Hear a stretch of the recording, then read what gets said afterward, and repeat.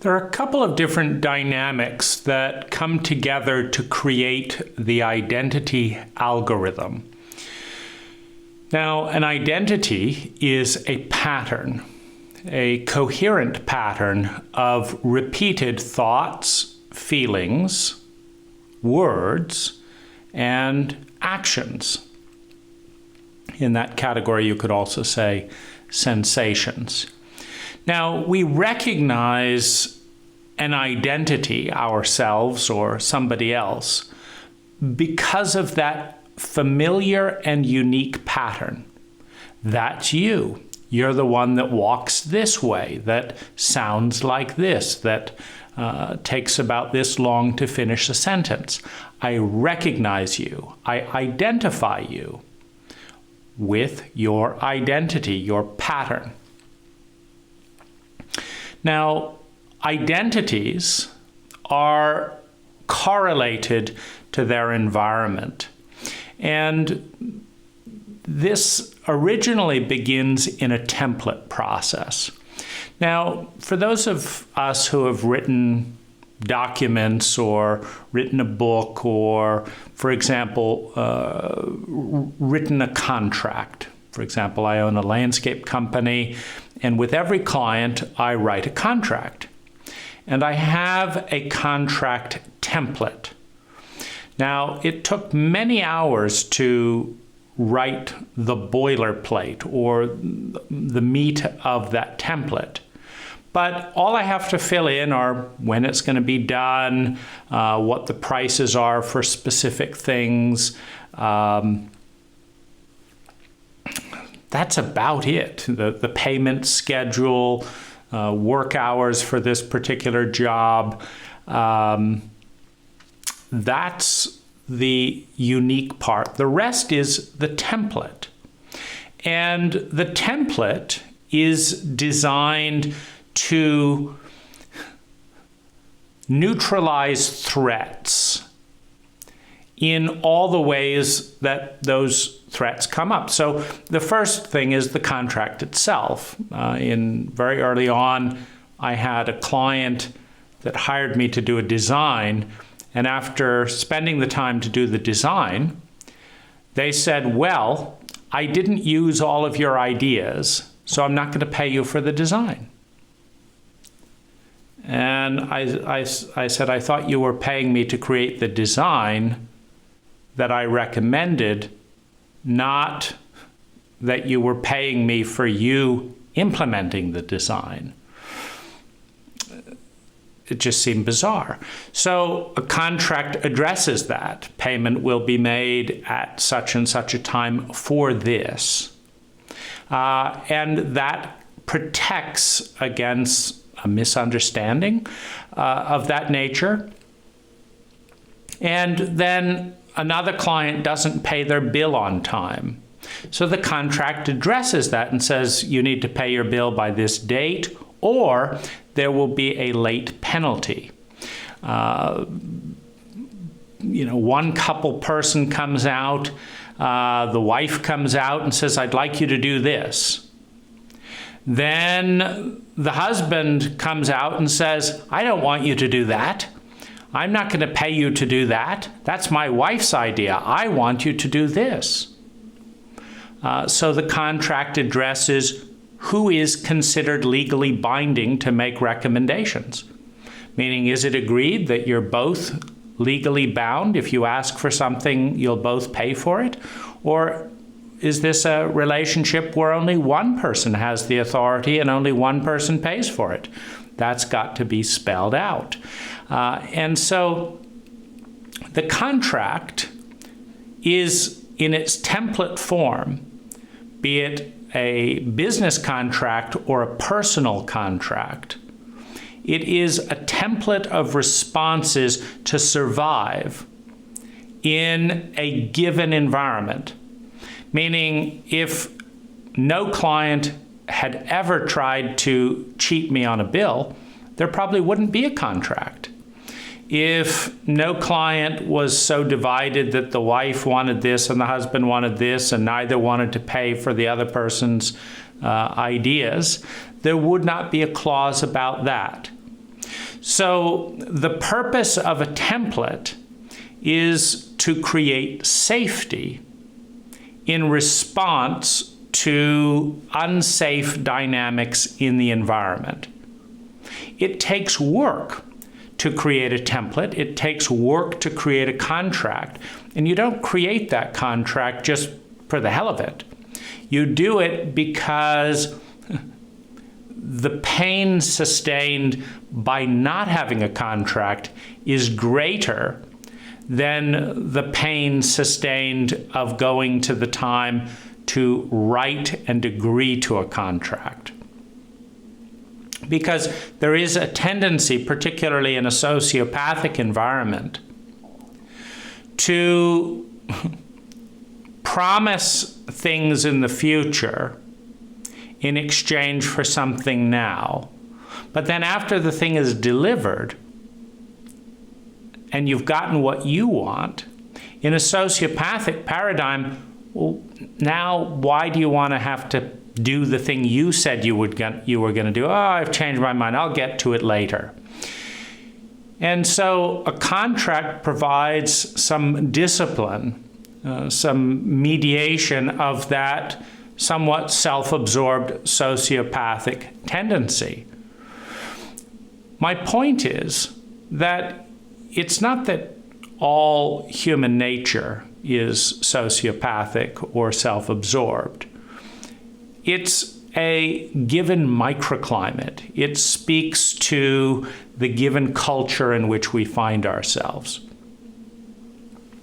And so the individual is the point in the center of the circle. The individual is defined by a consistent pattern or identity. And that pattern is in response to the experiences in the circle. Meaning the individual identity, the pattern of thinking, feeling, speaking, and doing relates to everyone around that individual.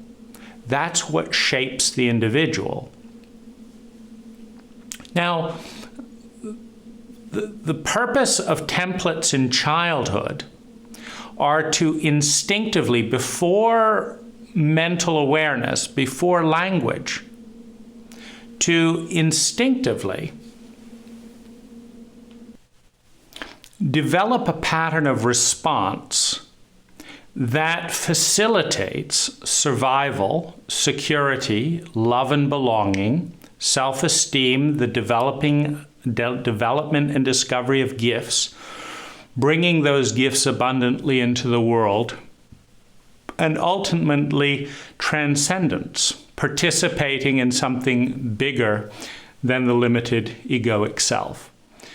Otherwise known as the hierarchy of human needs. Meaning these are as vital to a human being as oxygen. They're the psychological need. Well, it's a physical need too, to survive, to feel secure in that survival, to have love and belonging, in part to secure security of survival.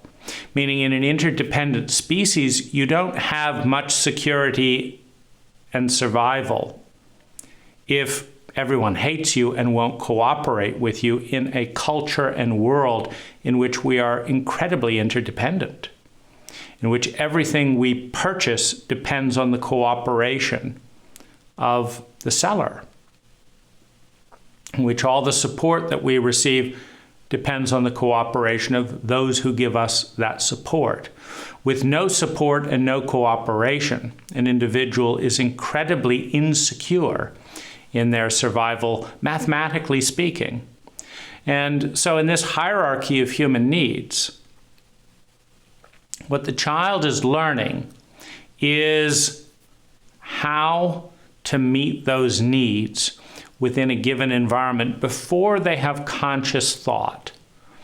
And this ties into a hierarchy of drives. The first state of consciousness and the first challenge of a newborn emerging into the world is to know that they exist as a separate entity from mom. from the family. To go from that sense of being one to I am my own pattern. I am my own identity. Sometimes I have feelings that are different than mom's feelings. Sometimes they're the same. And it's a vulnerable and tenuous thing for someone and something so small to differentiate from something so big, because when you're connected with something 5, 10 times your size and you are one with that, well, it seems like you're safer. The first drive is to know that I exist.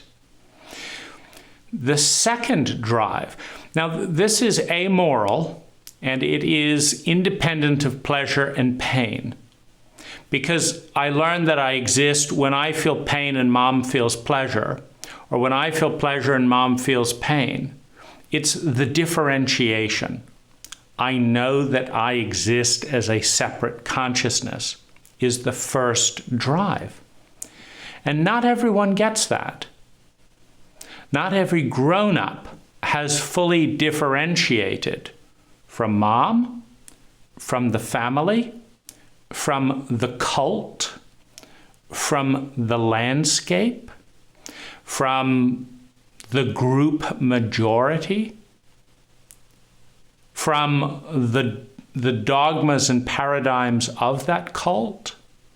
Not everyone has separated and grasped, I am a distinct identity, independent of these cult nest and power dynamics, these power structures, legal, government, national, whatever it is.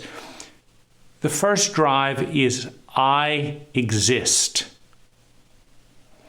The second drive is I control my state. I have dominion over myself. Now, this is also amoral and independent of pleasure and pain.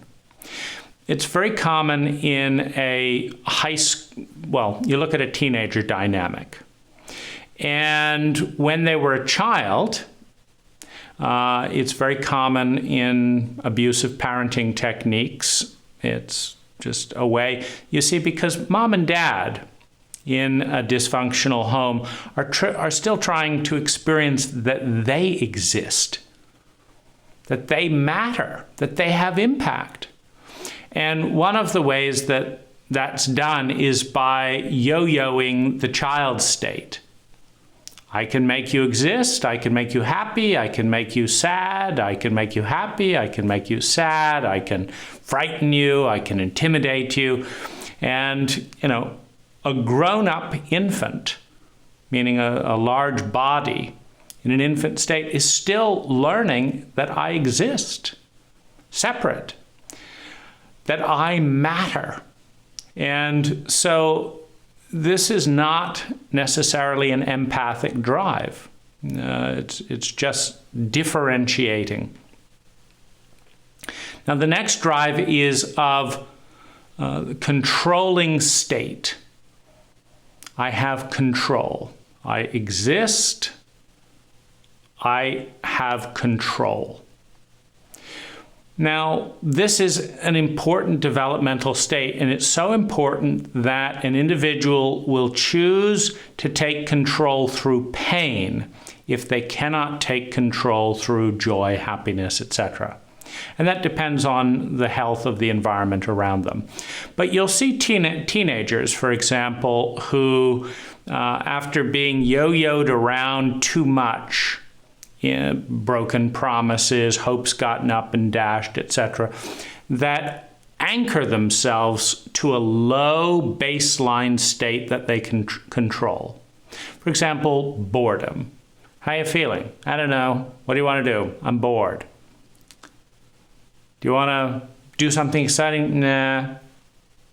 So a teenager doesn't have control to to sustain a sense of dignity, to sustain a sense of joy, to sustain a sense of wonder and innocence. These things are hit by the meteorites of the cult 10,000 times a day. Every time a teenager tries to have, complete privacy and it's violated, that innocence, that vulnerability is violated with the violated privacy. And the experience for the adolescent is, I can't control my state. It's volatile in an abusive environment.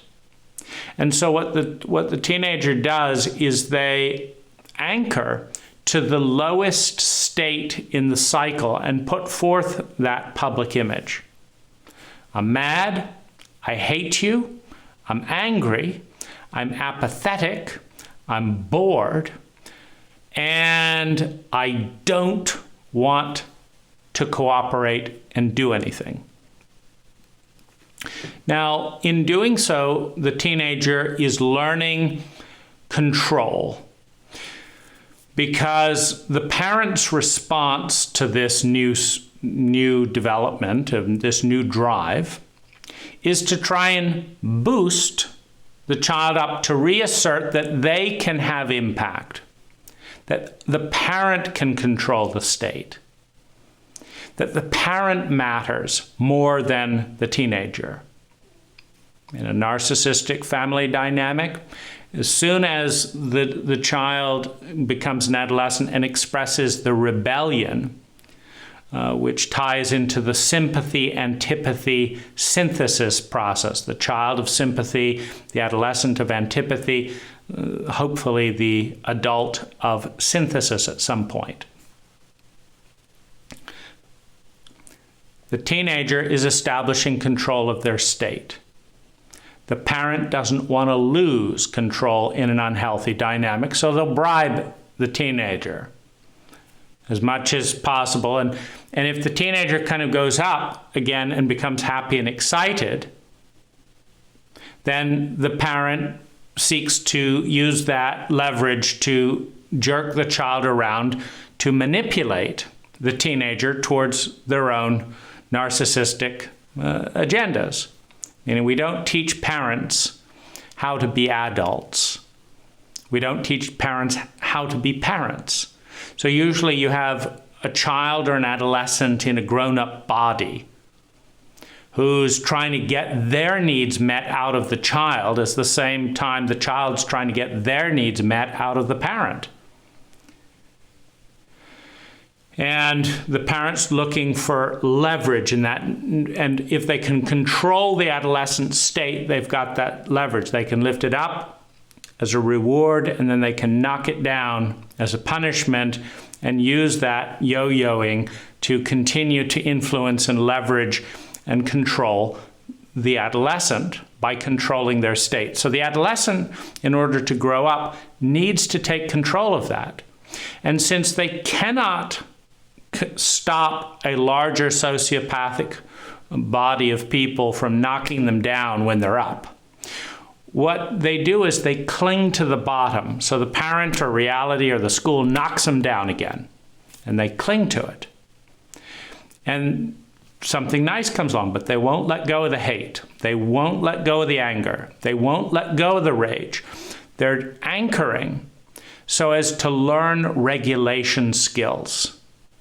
I exist is drive number one. I control and regulate my existence and my state is drive number two. Once the adolescent has proven to themselves that they can be bored, miserable, and enraged and full of hate and resentment and rebellious, and no one can knock them off it. Yeah, you hit me again. Big deal. I was disgusted with you before. I'm still disgusted with you. You haven't knocked me off my state. I hated you before. I hate you even more now. You haven't knocked me off my state. You've strengthened it with your bullying. I felt bored before, I'm bored again. You're a boring group of grown-ups that don't even deal with your own hypocrisy. It's boring. You do something again hypocritical, you bully me right after telling me you want me to make me feel happy. You're boring. You're boring again and again and again. And of course you can't deal with the truth. That's boring as well. You can't knock me out of boredom. You can't knock me out of hate. You can't knock me out of self-pity. I have an endless list of all of your stupid unfairness. There you did something again. I'm still racked and, rife with self-pity. You didn't knock me off. And that's the point of adolescence. In a sociopathic culture where you cannot regulate your state with joy and wonder, etc., with honor and respect, etc., you enter in the dark side because the need is to regulate and learn control. Now, once you've mastered control to yourself and demonstrated autonomy in your environment, then the next drive is to raise your state while knowing you exist as a separate individual and retaining control, to raise your state. That's the next challenge in development. Now, you can only raise your state to a point that can't be knocked down again. If you can be knocked down, you're back in that child state. So there's a tendency to hold on to the negative as an anchor and as a muscle building. It's like a weight. You remember this horrible injustice and you feel hate. It's an anchor. It's a weight. You remember it and you hold on to it. People try and say, there's a sunny day. Would you like some ice cream? No, I'm not interested. I'm remembering that horrible thing that you do sometimes and how much I hate you for doing it. You think I'm going to be bought with some ice cream? Go fuck yourself, Mom and Dad. I'm holding on, right?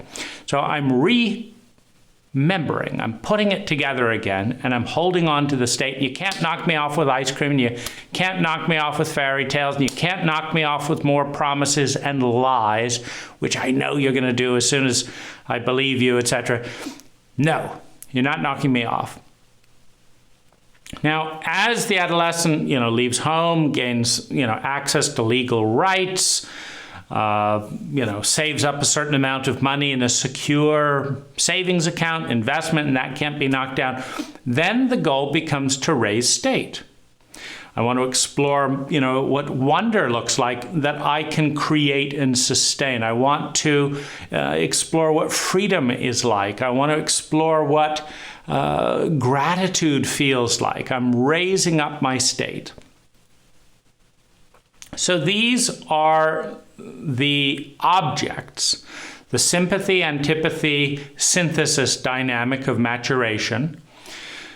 The I exist, I control, and I feel good drives. The hierarchy of human needs, survival, security, love and belonging, self-esteem, and the use of templates. And what are these templates? They're identity templates. They're defaults. They're what you do before you analyze things. And it's very important to understand that the organizing pattern of the brain of the self consists of instinctive templates and a witness whose job is to edit and intervene in the templates when awake.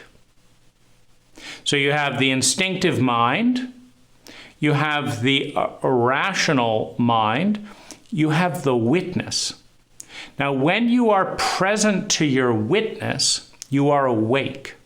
What that means is is that you have editing authority of the templates to some degree.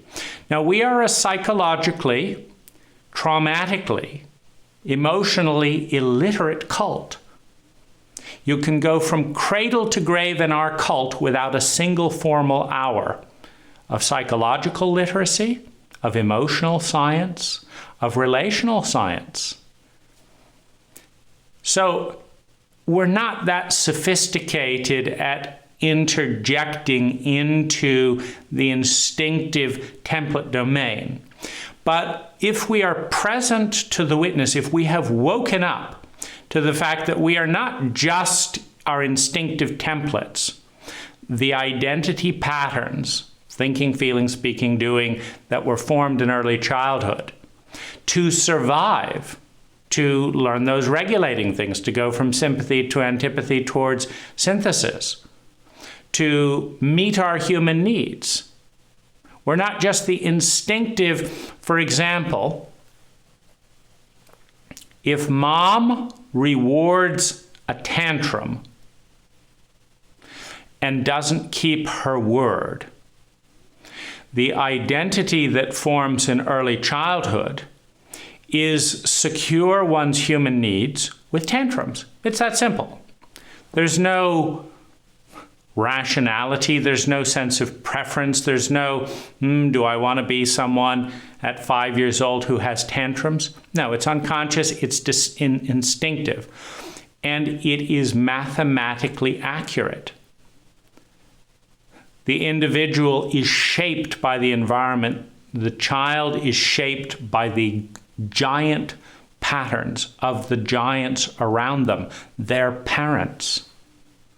And so if mom will not keep a promise with honor, but will cave to a tantrum, the child no longer seeks agreements verbally.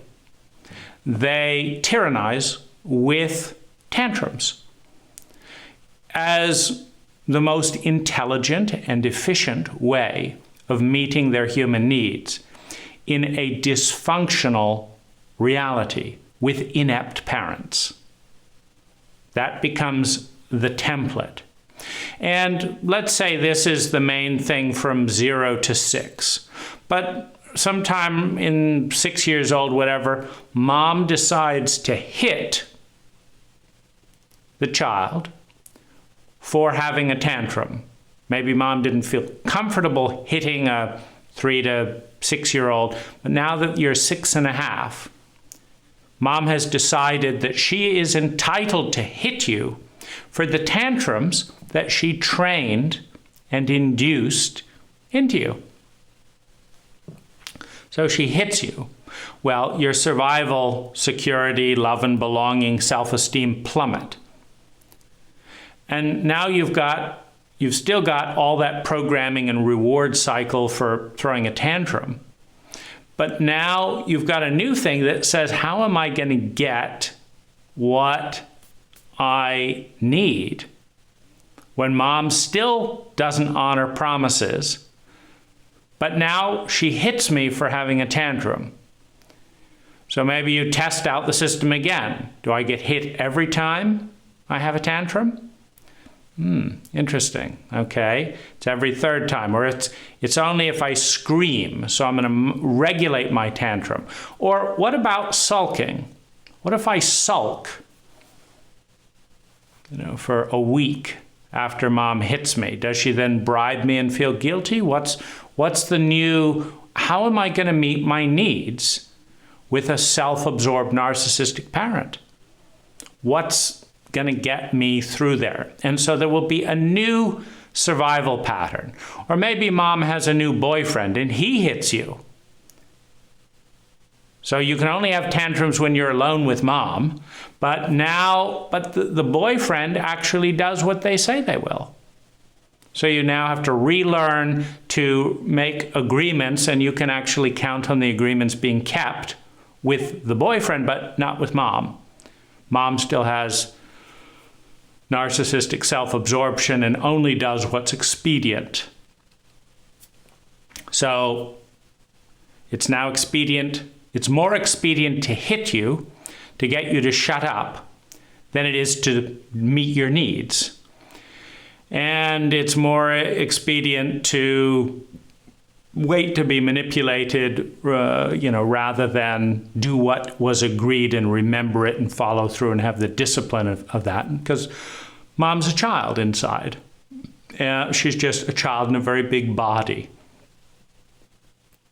And she's just trying to figure out, how to grow up when her parents weren't adults either. When her parents were all about themselves to such a degree that they modeled how to be a self-absorbed child as the template for being a parent, which goes forward. These memes and patterns ripple forward intergenerationally until a force equal or greater stops them. So what do? So you develop a more respectful verbal relationship with the boyfriend, but then he leaves. The new boyfriend comes in, but he's got a secret. He's self-absorbed too. The one way to get what you want from him is to keep his secret. Don't tell mom that I'm watching porn, do this. Okay. But can I have an ice cream cone? Can I do this? Can I go play? Okay, go drive my car just stay in the driveway, but don't tell mom. You've got a new survival template.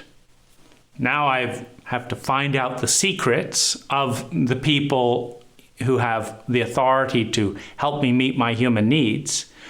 And I bribe them in this way and this way that I'll keep their secret, and then I extract something from that. And if they become too self-absorbed, I'm going to tell mom. Works on older brothers, works on the boyfriend, etc. So a new program of surviving, securing, love and belonging, self-esteem is negotiated with a new infant, a new adolescent, a new reptile. Self-absorbed, but in an interdependent dynamic. Okay, you'll do this for me if I do this for you. Okay, that's our deal. I'm gonna punch you if you tell mom, but I'll reward you, give you a few, things if you don't. Okay, we got our deal now. So each age, 1, 2, 3, 4, 5, where the identity changes, there's a new survival mechanism. There's a new algorithm. Each age where the environment changes, the identity changes. You're 6.5 years old, you move to another state. Suddenly, the thing that was so popular in the state or school that you came from is looked on as weird. As an American moving to Sussex, England at age 10, suddenly I had a weird accent. According to them, they had the weird accent, but there were more of them. The majority gets to define the reference point. So even though they were really the ones with the weird accent, I never heard people talking like that. I had to accept being the one with the weird accent because I couldn't convince all of them, every person living in England, that they had the weird accent. They weren't interested in listening to me because they didn't normally hear someone like me. So the majority wins in these types of dynamics. So suddenly, I guess I had a weird accent. So I cultivated a British accent because with a British accent, I was not so weird. I didn't like being teased. I wanted to meet my needs for survival, security, love, and belonging, i.e. weird accent, talking like they all talked back home, was not beneficial. So my accent warped from age 10 to 14 towards a more British way of speaking. I was rewarded for that new pattern, that new identity. And a little bit of that accent continues. is retained, because these identities that form year after year are like the rings of a tree. They don't go away. Sure, you could rot out a tree, etc., but in a healthy tree, every one of those inner ages and all of the deformities and irregularities are there, and they just get bigger. And the energy, the life force that comes in to the tree, into that early year, new experiences, they come up through the 1-year-old identity, the 2-year-old identity, the 3-year-old identity, the 8-year-old, the 10-year-old, the 20-year-old. And they finally reach me out here at the 45-year-old identity. But they don't reach me here unfiltered. They don't reach me in an innocent state. They filter through the entirety of all of those memories and all of the different patterns of interacting at each of the different ages to arrive at the present. And the way that I see myself is filtered. My sense of self borrows a little bit from the 1-year-old, a little bit from the 6-year-old, a little bit from the 8-year-old. And then there's this phenomena called trauma. Trauma is an energy pattern that moves towards the identity, towards the ego, towards the self at a velocity and intensity that overwhelms all perspective. You lose time. You lose perspective, you lose context with trauma because it's too big to put in its place. It obliterates and floods the senses. And in a helpless, terrified, traumatic state, the sense of ego wanting to regain control, wanting to remember that it is separate from the trauma. I exist separate from what's going on out there, and I have control. Blows a circuit, dissociates from the emotional body, from the empathic brain, moves into the rational and reptilian brain. The feelings go numb, and there's a sense of lucidity through the dissociation from the emotional self. Suddenly, the feelings are manageable. If this doesn't happen through out-and-out shock and dissociation, it can happen with addiction. I can't bear to think of that thought. I cannot control how I feel when I think that thought. I cannot control my thoughts. My thoughts keep drifting into the gravitational orbit of this horrific pattern of energy that threatens my identity, that threatens to collapse my cohesive pattern of thinking, feeling, speaking, sensing, and doing. I'm losing it. What? I'm losing coherence. What? Of my identity. I don't know who I am anymore. Because a force bigger than me, in an unregulated way, in an out-of-control way, hit me. It was too much. And I dissociated. And I put those feelings aside. But by capturing those feelings in a frozen state, by tripping the breaker, the feeling body, the maturity of the emotional self becomes frozen at the age of dissociation. This part of me stopped growing at 5 years old and is an inner 5 years old. This part of me stopped growing at 3 years old. And everything seems enormous to this part of me because I'm 3 years old. This part of me stopped growing at age 8. I'm a sexual 8-year-old. When I'm in negotiation with anyone with anger that brings up that trauma, I'm a 9 years old. When people stare and scowl at me, I'm a 2 years old, remembering those looks that were so terrifying for an infant. To grasp that the giants we depend on to survive are feeling enraged. And every child in the self-absorbed state seeking agency assumes it's all about them and understands that they can't survive. They must make a peace offering to the gods, to their parents. They must dissociate that part of themselves that seems to be so upsetting to the child parents who lack parental competency, who cannot regulate their own feelings. The only thing they can do is control their children to not induce feelings that they have no control over.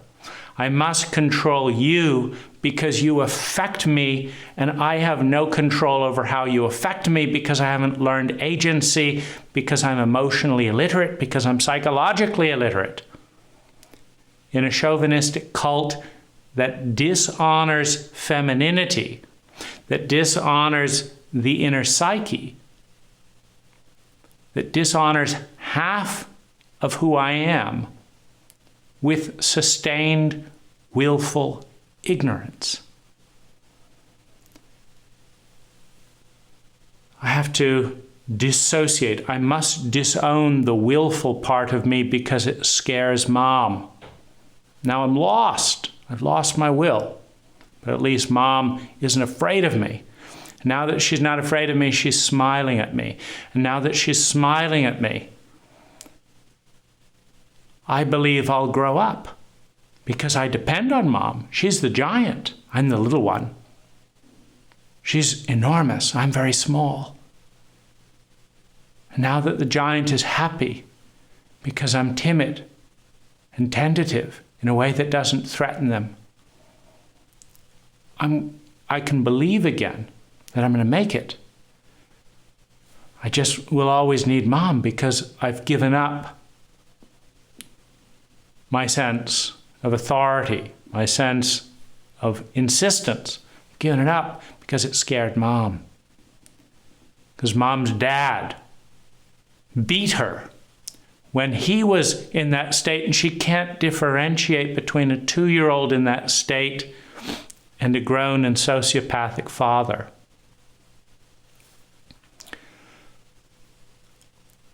These ages grow up.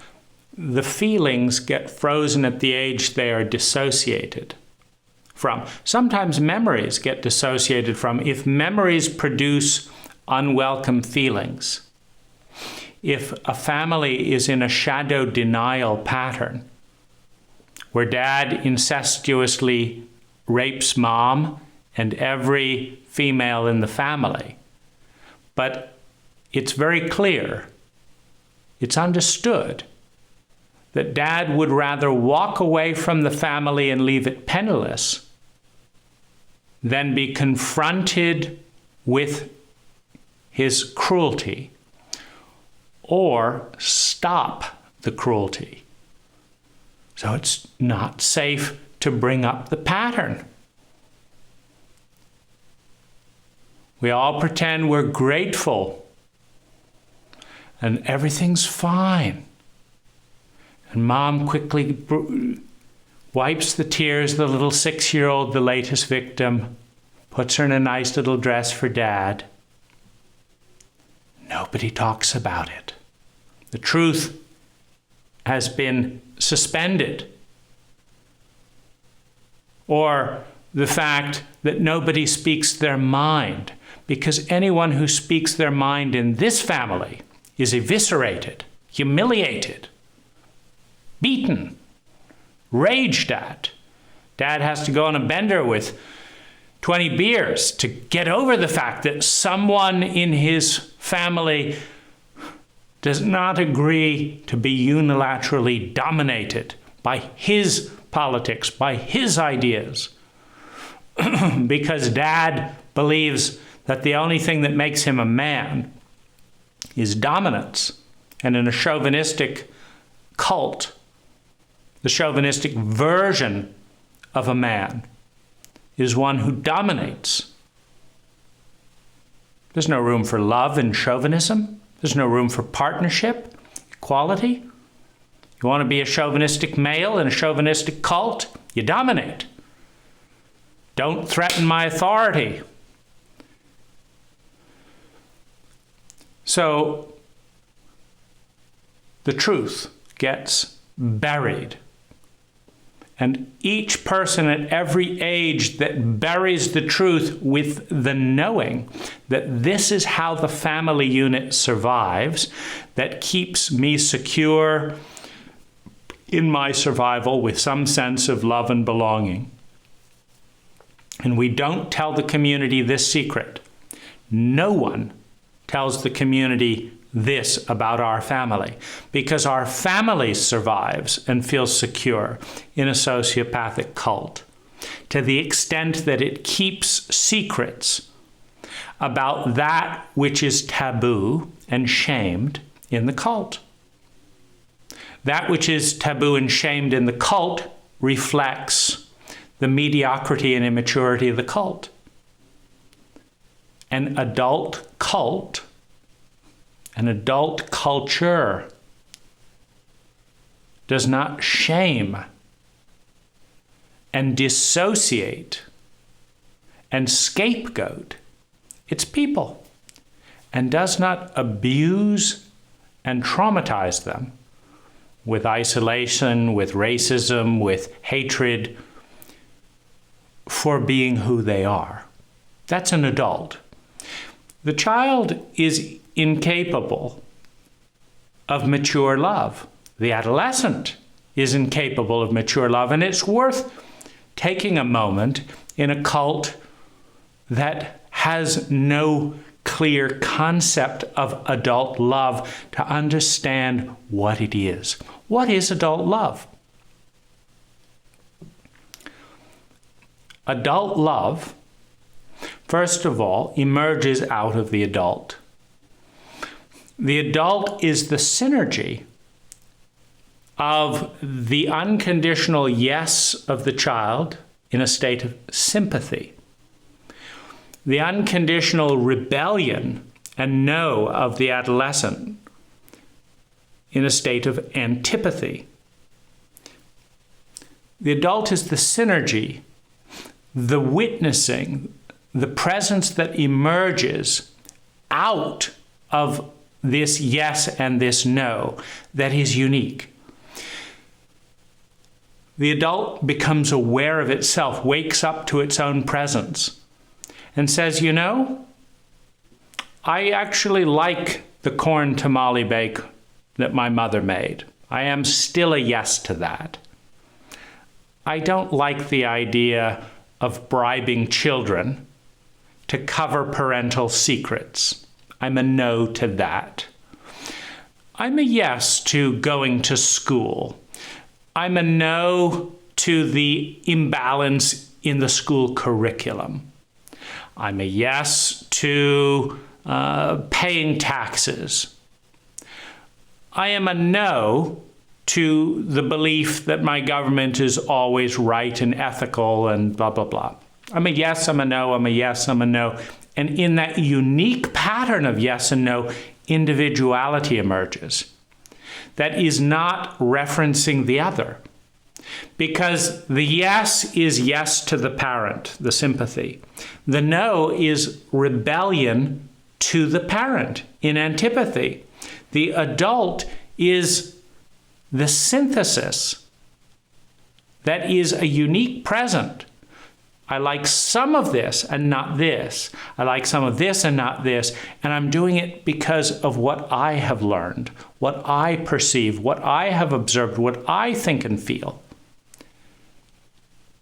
I'm not going to not do this just because my bitch of a mom did that. Whatever she does, I'm the opposite. You're still referencing to an authority figure. I'm going to be just like them, I'm going to be the opposite. The reference is outside. No, I'm going to do this because I think this is a good idea. I'm referencing inside in a unique pattern, in a synergy that is the adult. And as the adult, I am going to love enough to care. To care about whom? To care about the inner child, to care about the inner adolescent, and to care about me right here. I'm going to care enough to see. To see what? To see the inner child, to see the inner adolescent, to see me. I'm going to see enough to understand the child, the adolescent, and me. I'm going to understand enough to empathize. This is a blossoming of a beautiful, beautiful flower. It's a blossoming, and each of these stages of adult love are the opening of the petals. Loving enough to care, caring enough to see, seeing enough to understand, understanding enough to empathize, deepening it down into the heart. Empathizing enough to attune, deepening into the body. I'm going to take action by attuning to my own heart that understands through empathy, that understands the child, the adolescent, and myself. I'm going to attune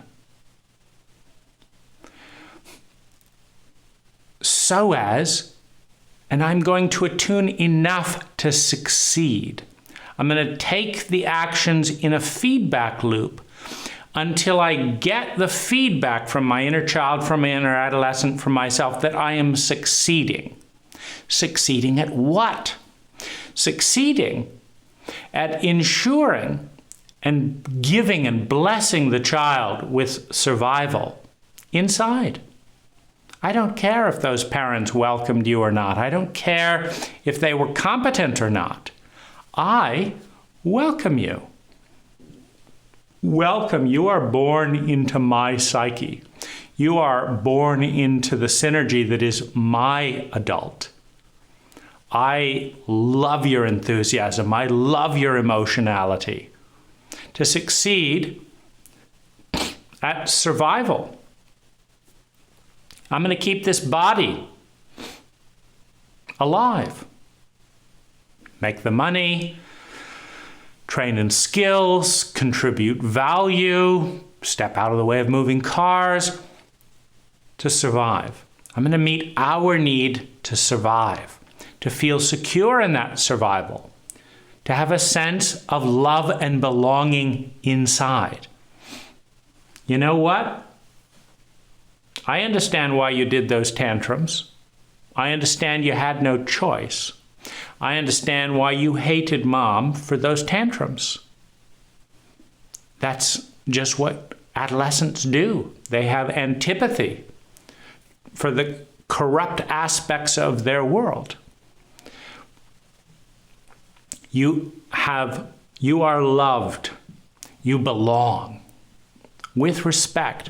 I love myself. I belong with respect. I'm going to develop self-esteem. I'm going to clarify my ideals, and then I'm going to live up to them. And then I'm going to feel good about myself for doing that. I'm going to develop my unique gifts.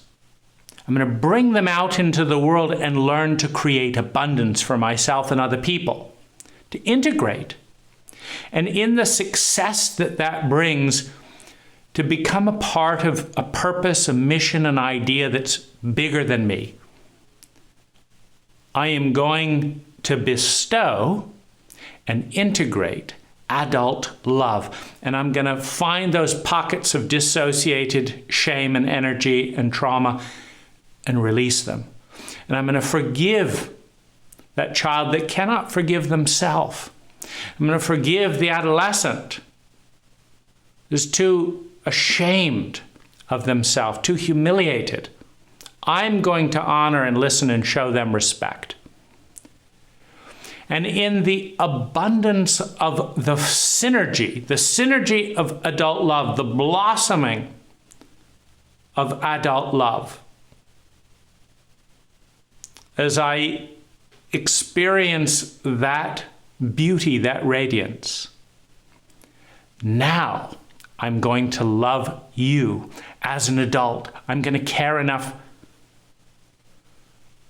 I'm going to love enough to care. I'm going to care enough to see. That takes time. I'm going to love enough to take the time to see you. I'm going to see enough to understand you. I'm going to understand enough to empathize. I'm going to empathize enough to take action, to attune. And I'm going to keep taking action and getting feedback until I succeed at helping you survive, feel secure, have a sense of love and belonging, have a sense of self-esteem, develop your unique gifts, bring those abundantly out into the world, and become part of something bigger than yourself. And the meme of adult love spreads. That's adult love. It's potent, it's powerful, it's rare, and it's profoundly unrecognized, unnamed, unconscious in our cult. So these are it's another important dynamic. And there's a good basis for the template forming, pre-rationality, pre-language, which often haunts us for the rest of our lives until we can bring in a witness and a technology capable of editing the template. It's this: if whining gets you what you want at 5-year-old, more than being quiet, more than being helpful, more than telling the truth, more than asking mom why she didn't do what she said she would, if whining is the most potent and effective technology available to meet your needs, you will, of course, whine. Now, why make that into a template? Well, it's very efficient. Anytime you need something urgently, and whining does it 88% of the time, well, you start whining. Now, but what about the fact that the world is not all like your mother? Well, you know that her world is like that because viral patterns tend to be fractal in nature. Meaning, if whining works on mom, statistically speaking, whining worked on her parents. That's why it feels familiar to mom. Now, if whining is intergenerational, as a good technique for 5-year-olds to get their needs met, is the only technique perhaps, then there's a good chance that that works in the larger culture as well. Because the larger culture has trained your mom's parents, and your mom's parents trained your mom, and now your mom's training you what she's learned from all of that. So if you learn how to whine effectively, you will likely be a winner, at least in those particular range of years, because reality is holographic or fractal in nature, as a general rule. So that's the logic behind it, and it certainly makes sense if as a default without rationality and without the witness intervening in some of those templates. Now, the big frozen point for the witness in a traumatically illiterate culture is the witness recognizes that getting into rages, for example, is no longer working. The witness would like to stop those rages. But this trigger point happens, and then this happens, and suddenly they're raging again. And they see it, they look down, and they say, I'm raging again, this doesn't work. But that doesn't stop the rage. What's going on here is the template is frozen in place with dissociated intensity. It's frozen in a strong form. And in order to thaw that shape, the emotion needs to be integrated and felt. But this requires traumatic technology, the technology of reintegrating traumatic and dissociated images and energy, which is something that a traumatically illiterate cult does not possess. Because the whole point of freezing and dissociating that energy was because it was too big to feel and deal with. And as one tends to go back into those dissociated places, one regresses to the age that was traumatized in the first place. So it's not a 30 or 40-year-old looking at this traumatic event. It's a 5-year-old who thinks they're going to die. And in the terror and panic of a 5-year-old thinking they're going to die, as you become that 5-year-old, you think you're going to die. And so it's like it's too much again, and you keep with the dissociation. So templates cannot be edited by the witness alone when they are frozen in place with dissociated energies by regressed parts of the self that relive those experiences at 1, 2, 3, 5 years old. You need help with that. You need traumatic technology. And in the absence of that help and that traumatic technology, the energy that comes into our lives moves through the algorithm of frozen templates based on what was going on at age 2, at age 5, at age 7. And every interaction touches on all those parts in those crystallized identities, in those crystallized shapes. And some of them are at war with one another. The 4-year-old is frozen in place whining. The 6-year-old is frozen in place cowering in fear of being hit by a giant for telling the truth about their feelings. And meanwhile, you're up here at 30 and your partner's saying, I want the truth about your feelings. You move towards that partner, and then suddenly you're 6 years old, cowering and expecting to be hit by a giant for telling the truth about your feeling. And the 6-year-old is not budging. Don't do it. Don't do it. You come back at 30 years old, 40 years old, and you say, I can't do it. I can't put it into words. It's elusive. The energy flows up. And one age sometimes argues with another age because outer circumstances has changed. But there's emotional charges in each case. A person's dynamics today are completely understandable within the geometry of identity, within the algorithm of identity. I see it in my dog. When I was going through a very difficult stage of PTSD, my little puppy would come and bite my fingers. And what he did every time he bit my fingers is he triggered the PTSD. I felt completely out of control, alone. I tried to tell the puppy, don't bite my fingers. He paid no attention. I felt helpless and out of control. And I would hit the puppy away. Hey, don't bite my fingers. A little 2-pound, 3-pound puppy would slide away across the floor, find himself at the end of the room. He'd come running back to try and bite my finger. I'd bat him away, he'd slide off around the floor. And he got that there was a giant that would not tolerate biting. And so what I see is that original identity in him emerges at times spontaneously, and he rushes as if he's going to come and bite.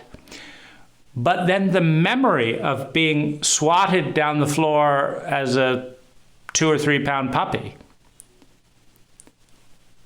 hits, and he turns around and runs away. Then he runs back, and then it hits, and then he runs away. It's as if his own desire to just bite things interacts with the memory, and there's this stuttering, and then he goes away, and then he comes in and goes away. And sometimes he goes around in circles. And this is his form of traumatic memory. To say that, yes, I love biting things, and I love barking, and I love exuberance and doing what the fuck I please, but I don't like being batted away by a giant. And so I've got those two programs, and they cancel each other out sometimes in a little running around in a circle. And then he'll sometimes bark and try and leap up and bite my wife while I'm hugging her. Probably he's jealous or possessive of some kind. Anyway, I find this incredibly annoying. So almost every time I hug my wife, Philip rushes up. You know, he's being left out of the group hug. Get away from that woman. She's mine. And I give him a kick. Not a big kick, but, you know, whereas he's scrabbling around trying to, I say, oi. Then he remembers he's too small to rescue his wife away from me, right? And then he goes into oh, don't leave me out of the hug. So he starts off with the aggressive. That doesn't work. And he's like, oh, don't leave me out and kick me. I want to be part of the group hug. It's a completely different identity. We pick him up then in the group hug, because I don't mind if he wants to be in a group hug. I just don't want to be bitten and barked at every time I hug my wife. But these are traumatic memories, meaning he has every intelligent reason for having these templates. The life doesn't suddenly change. And it's quite possible that if he, particularly now that he's 10 pounds, rather than 4 pounds, you know, when we got him, if he started rushing up and biting me, I would discipline him in some way. So he has every reason to remember that particular pattern and to behave. But it's interesting to see that happen biologically. You know, the running towards, and then he'll stop himself before he makes contact, look a little bit, and then run away. Internalizing that memory, meaning avoiding the negative impact, shock and trauma to his body, by avoiding the interaction that he was about to do. And that's a very crude template for identity. He has to go through those 2-year-old experiences, those 5-year-old experiences, those 6 months experiences to come to the present. And there's a wobbling and a canceling each other out process. And then you come back to the moment.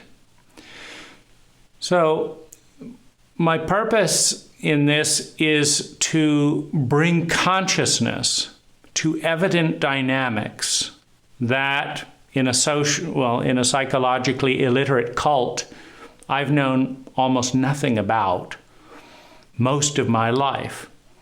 And piecing these things together through the teacher of pain, through the teachers of trauma, through the teachers of psychology, through the teachers of shame, of the teachers of healthy relationship, and hundreds of books and studies and YouTube videos and things to work on a model that has enough complexity that makes these flows of energy visible, graphical, so that we can begin to understand them not only with our abstract mind, but with our visceral and sensory mind.